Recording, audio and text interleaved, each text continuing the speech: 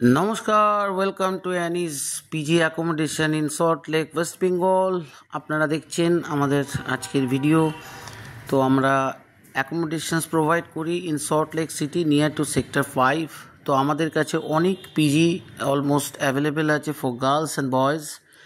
তো আমরা খুব সুন্দর হাইজিনিক একটা এনভায়রনমেন্ট মেনটেন করি। We provide apart from boarding, we provide laundry services, Wi-Fi, in-house equipped kitchen, fresh veg and non-veg food।